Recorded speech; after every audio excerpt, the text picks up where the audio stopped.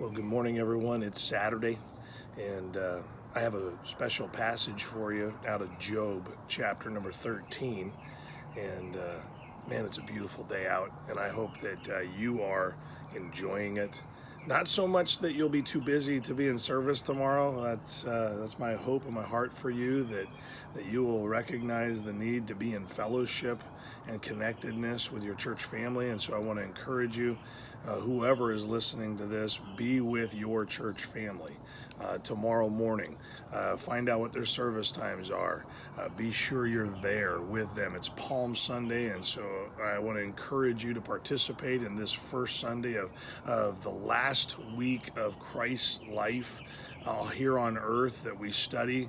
And so I want to encourage you to be a part of that. Job has been going through some things in our chapter today, and he really comes to this place where he's said everything he really knows to say, and he's going to still go on chapter after chapter. His friends, and I say those terms loosely, that term loosely, because they just knew that this good, godly Job had to have some dirt.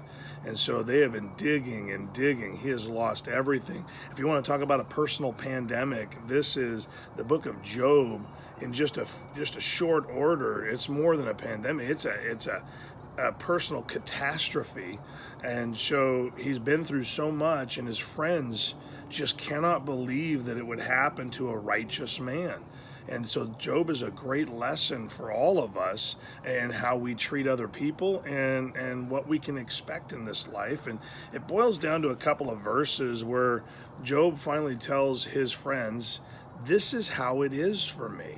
And so if you look at chapter number 13, verses 15 and 16, he says, though he slay me, yet will I trust him, but I will maintain mine own ways before him. And so Job is saying, I'm going to continue to do the righteous and holy things that I have always done. And if that leads to God putting me down, so to speak, putting me in a place that I don't feel like I deserve, I will trust him. Very few people have that kind of faith where no matter what God chooses to do with their lives, that they will trust him. In fact, very few people actually entrust their lives to the Lord. They actually are working the details of their own lives, and if God doesn't fit, they just set him off to the side.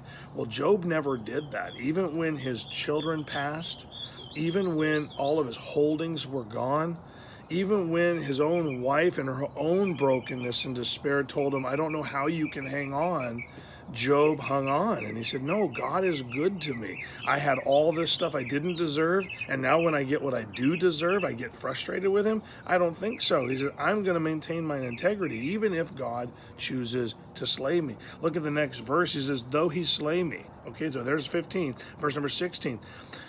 He also shall be my salvation, for an hypocrite shall not come before him. He said, I'm going to continue to walk in the way that I claim to be walking, because he's not going to do this for a hypocrite. He's only going to do this for a person who genuinely walks with him.